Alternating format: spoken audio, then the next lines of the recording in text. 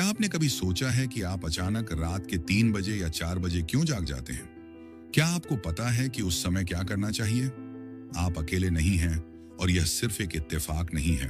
आज हम रात के 1 बजे से 5 बजे तक जागने के पीछे का स्पिरिचुअल मतलब समझेंगे। सबसे जरूरी बात, हम जानेंगे कि जब आप इन समयों पर जागें तो आपको क्या करना चाहिए।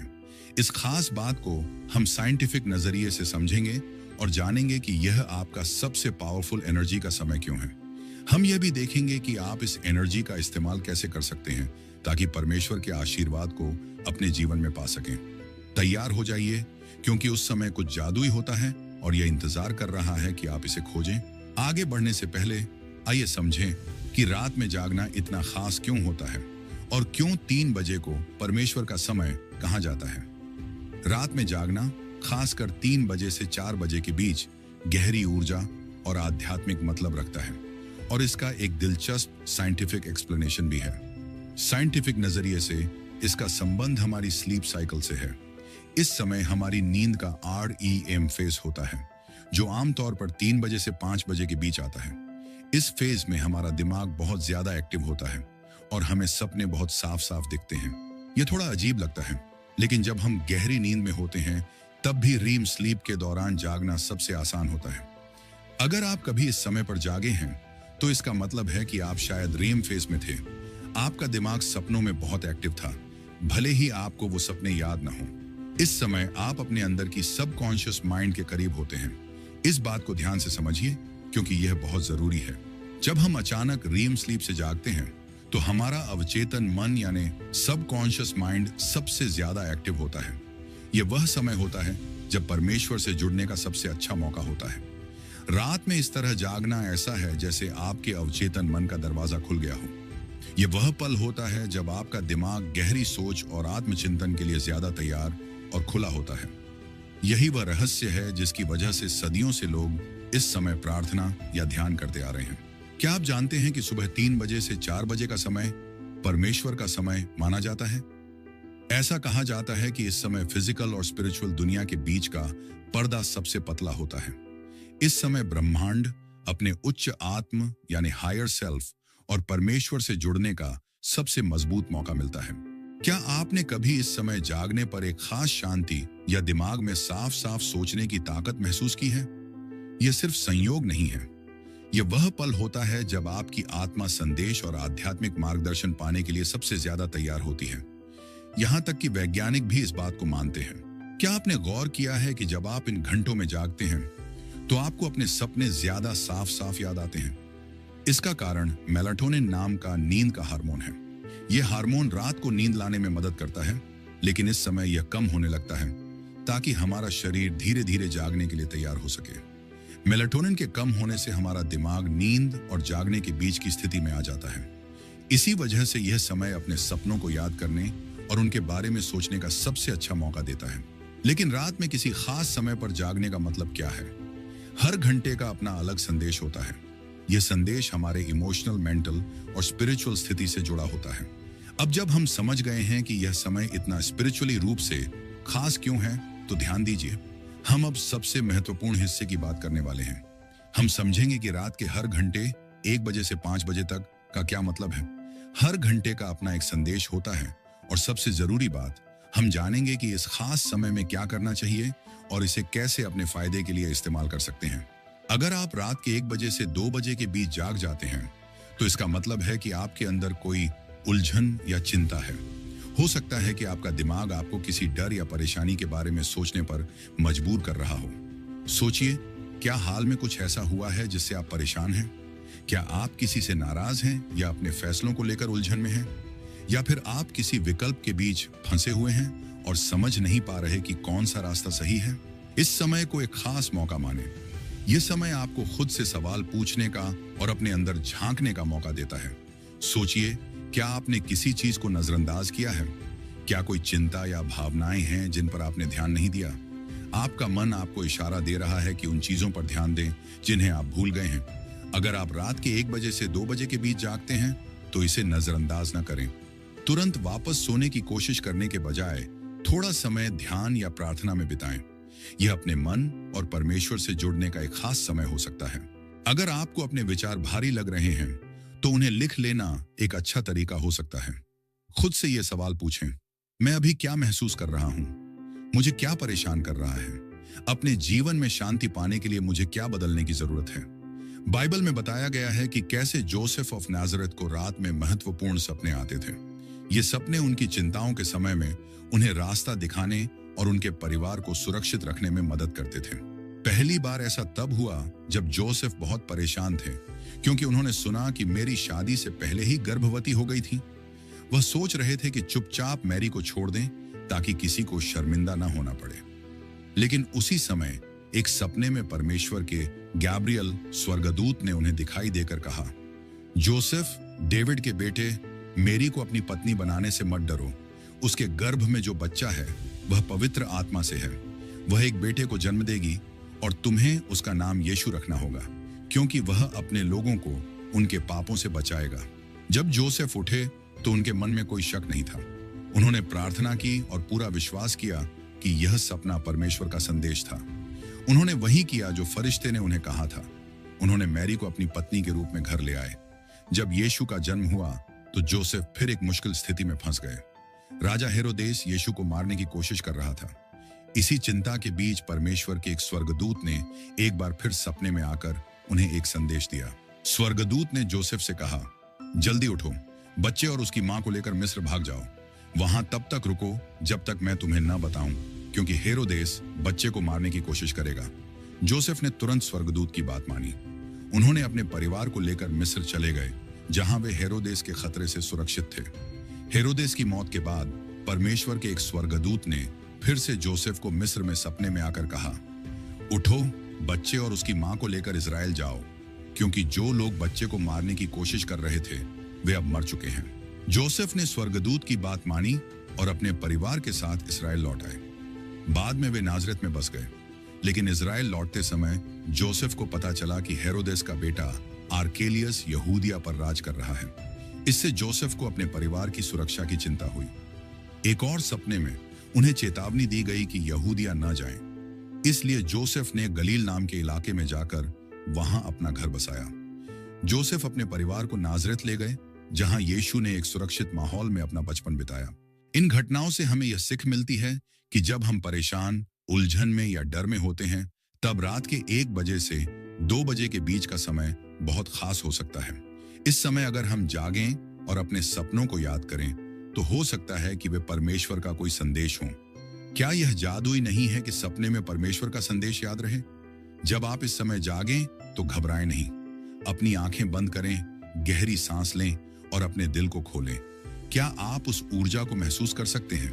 यह प्रार्थना करने, स्पष्टता पाने और अपनी गहरी इच्छाओं को व्यक्त करने का समय है। यहाँ एक प्रार्थना है जो आपके मन और दिल को शांति दे सकती है। भरोसा रखें कि परमेश्वर आपके साथ हैं और आपको हर मुश्किल से निकालने में मदद करेंगे। हे परमेश्वर, इस शांत और अंधेरे समय में मैं आपके पास आता हूं। मेरे दिल में बहुत सारी चिंताएं हैं। आप मेरे डर, परेशानियां और शंकाएं जानते हैं। मैं आपसे प्रार्थना करता हूं कि आप मुझे अपनी शांति से भर दें, वह शांति जो सब कुछ समझने से परे है। मुझे मेरी चिंताओं से मुक्त करें और भरोसा दें कि आप हर चीज को संभाल लेंगे। मुझे इतनी समझ दें कि मैं अपने सामने आने वाली मुश्किलों का सामना कर सकूं और आगे बढ़ने की ताकत दें। मैं आपसे प्रार्थना करता हूं कि आप मुझे रास्ता दिखाएं और मेरी हर कदम में मेरे साथ रहें। परमेश्वर, मैं अपनी चिंताओं को आपके हाथों में सौंपता हूं और भरोसा करता हूं कि आप मुझे संभालेंगे। आमीन। अब अगले घंटे पर ध्यान दें। अगर आप रात के 2 बजे से 3 बजे के बीच जागते हैं तो इसका क्या मतलब हो सकता है? रात के इस समय जागना कभी कभी किसी बीमारी या आपके शरीर और मन में किसी परेशानी का संकेत हो सकता है। इस समय आपका शरीर और मन सबसे ज्यादा कमजोर होते हैं और कोई भी असंतुलन नींद में रुकावट बन सकता है। क्या आप इस समय जागते हैं और बेचैनी या अजीब सा महसूस करते हैं? यह संकेत हो सकता है कि आपको अपने शारीरिक और भावनात्मक स्वास्थ्य पर ध्यान देना चाहिए। पारंपरिक चीनी चिकित्सा के अनुसार यह समय आपके लीवर से जुड़ा होता है, जो शरीर को साफ और स्वस्थ रखने में मदद करता है। अगर आप बार बार इस समय जागते हैं तो यह हो सकता है कि आपका लीवर ज्यादा काम कर रहा हो या शरीर में जहरीले पदार्थ जमा हो गए हों। यह समय आपके अधूरे भावनात्मक मुद्दों को भी दिखा सकता है, जैसे गुस्सा या नाराजगी। पारंपरिक चीनी चिकित्सा के अनुसार ये भावनाएं लीवर में जमा हो सकती हैं। क्या आप तनाव, चिंता या नकारात्मक भावनाओं से जूझ रहे हैं? ये भावनाएं आपकी सेहत पर असर डाल सकती हैं और शायद आपको इसका एहसास भी ना हो। बाइबल में राजा हिजकिय्याह की कहानी हमें इस बारे में एक बड़ी सीख देती है। एक शांत रात में राजा हिजकिय्याह अपने बिस्तर पर बीमार लेटे थे। उन्हें पता था कि मौत उनके करीब है। उनका दिल चिंता और डर से भारी था। तभी भविष्यवक्ता यशायाह उनके कमरे में आए और एक बुरी खबर सुनाई। अपने घर की व्यवस्था कर लो, क्योंकि तुम मरने वाले हो। अब तुम और नहीं जियोगे।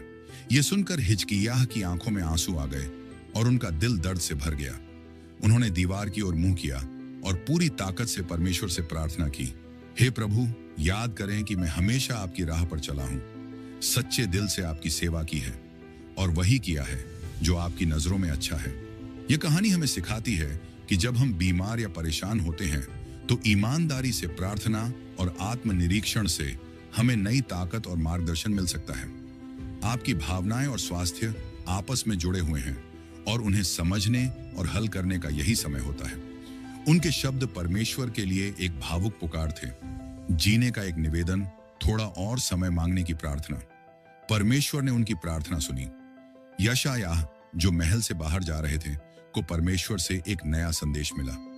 वह वापस हिजकिय्याह के पास आए और कहा, यह प्रभु, तुम्हारे पिता डेविड के परमेश्वर कहते हैं, मैंने तुम्हारी प्रार्थना सुनी और तुम्हारे आंसू देखे।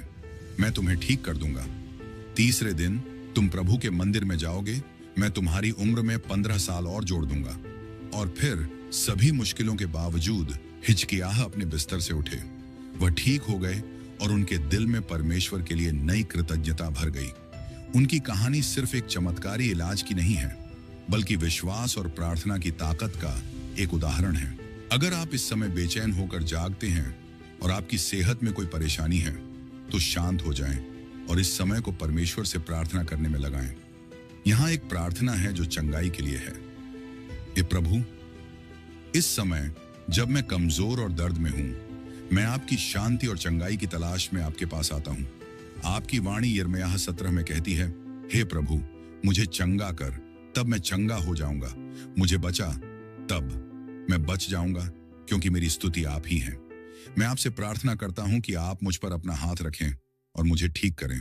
प्रभु, मैं आपके वादों पर विश्वास करता हूं, जैसा कि यह यशायाह 41 में लिखा है, मत डर, क्योंकि मैं तेरे साथ हूं। निराश मत हो, क्योंकि मैं तेरा परमेश्वर हूं। मैं तुझे ताकत दूंगा। हाँ, मैं तेरी मदद करूंगा। मैं तुझे अपने धर्मी दाहिने हाथ से थाम लूंगा। मुझे हर दिन का सामना करने की ताकत दें और वह शांति प्रदान करे जो सिर्फ आप दे सकते हैं। पिता, आपका वचन मुझे भजन 103 में याद दिलाता है, हे मेरे मन, प्रभु की स्तुति कर और उसकी सभी भलाइयों को मत भूल। वही है जो तुम्हारे सभी पापों को माफ करता है। वही है जो तुम्हारी सभी बीमारियों को ठीक करता है। मैं आपसे प्रार्थना करता हूं कि आप मेरे शरीर और आत्मा को नई ऊर्जा दें और मुझे अपने प्रेम और कृपा से भर दें। डॉक्टरों और जो भी मेरी देखभाल कर रहे हैं, उन्हें समझदारी और सही निर्णय लेने की क्षमता दें। प्रभु, मैं आपकी शक्ति में आशा और शांति पाता हूं। मैं अपनी बीमारी और दर्द आपको सौंपता हूं और आपके चंगाई के सामर्थ्य पर पूरा भरोसा करता हूं। आमीन। अब अगले घंटे को समझते हैं। रात के 3 बजे से 4 बजे के बीच जागने का क्या मतलब हो सकता है? अगर आप सुबह 3 बजे से 4 बजे के बीच उठते हैं, तो इसे खास समय माना जाता है कि इस वक्त हम परमेश्वर के सबसे करीब होते हैं। इस समय फिजिकल और स्पिरिचुअल दुनिया के बीच का पर्दा सबसे पतला होता है और हमारा मन ज्यादा सक्रिय होता है। अगर आप इस समय उठते हैं तो आपको बेचैनी महसूस हो सकती है। ऐसा इसलिए होता है क्योंकि आप गहरी नींद में थे। इसका फायदा यह है कि आप अपना सपना साफ साफ याद रख सकते हैं। इसीलिए अपने सपने को याद करने की कोशिश करें और उसे लिख लें।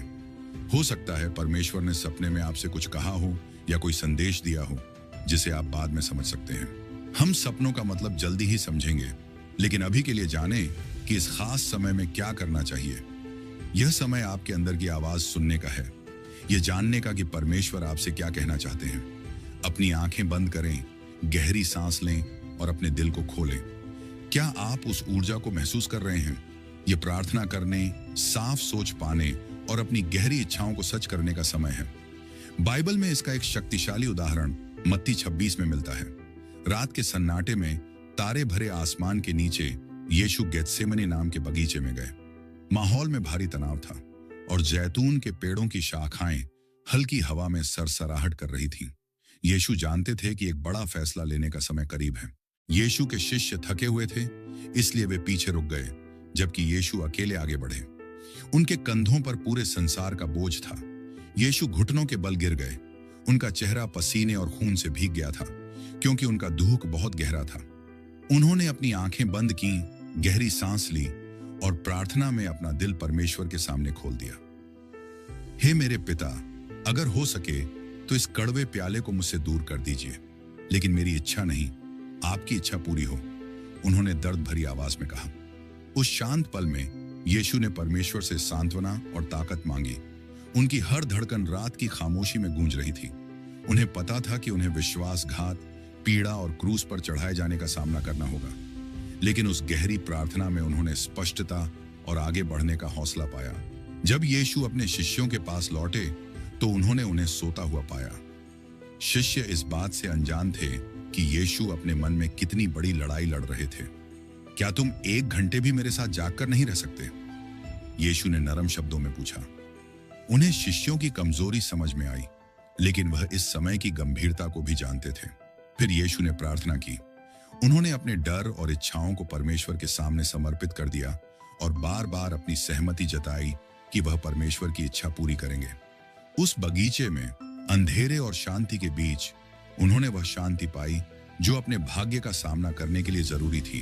गेत्सेमनी का वह बगीचा एक पवित्र जगह बन गया, जहां परमेश्वर के बेटे ने अपने इंसानी रूप में पूरी तरह से समर्पण और अटूट विश्वास दिखाया।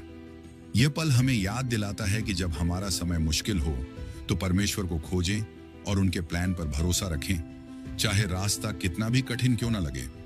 इस जागृति को अपनाइए। चुपचाप अपने बिस्तर के पास घुटनों के बल बैठें, अपने मन को शांत रखें और अपने विश्वास से भरी आवाज में प्रभु की प्रार्थना धीरे धीरे बोलें। हे हमारे पिता जो स्वर्ग में हैं, आपका नाम पवित्र माना जाए, आपका राज्य आए, आपकी इच्छा पूरी हो, जैसे स्वर्ग में वैसे ही धरती पर भी। हमें आज हमारी रोज की रोटी दीजिए और हमारे गुनाहों को माफ कीजिए, जैसे हम दूसरों को माफ करते हैं। हमें पाप में पड़ने से बचाइए और हमें बुराई से बचाइए। आमीन। क्या आप परमेश्वर की मौजूदगी महसूस कर रहे हैं? हर शब्द, हर रुकावट आपकी आत्मा में गूंजती है। आपके सारे शक दूर हो जाते हैं और एक सुकून भरी गर्माहट सब कुछ घेर लेती है। ऐसा लगता है जैसे कोई अदृश्य हाथ आपके दिल को छूकर यह भरोसा दे रहा है कि आप अकेले नहीं हैं। इस खास पल को एक नई शुरुआत बनाएं, अपने विश्वास को फिर से मजबूत करने का मौका। अपनी आंखें बंद करें और प्रार्थना करते रहें। ऐसा महसूस करें जैसे परमेश्वर हर शब्द, हर सांस को सुन रहे हैं। जैसे ही सुबह की पहली रोशनी धीरे धीरे आकाश में फैलने लगेगी, आपको पता चलेगा कि आपने कुछ अनोखा अनुभव किया है, कुछ ऐसा जो सिर्फ रात की शांति और एकांत में ही मिलता है। अब हम आखिरी घड़ी पर नजर डालते हैं। अगर आप सुबह 4 बजे से 5 बजे के बीच उठते हैं तो यह इस बात का संकेत है कि आप नई शुरुआत के लिए तैयार हैं। यह समय अपने इरादे तय करने और दिन की शुरुआत ऊर्जा और साफ सोच के साथ करने का है।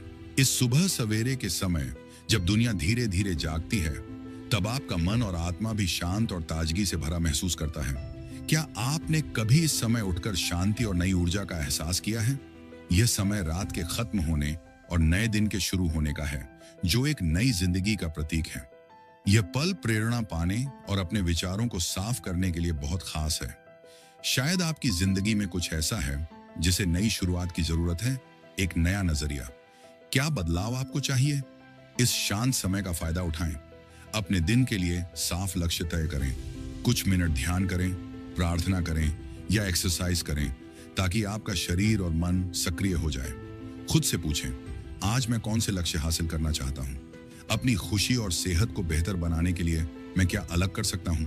बाइबल में यीशु का जी उठना नई शुरुआत और पुनर्जन्म का सबसे बड़ा प्रतीक है।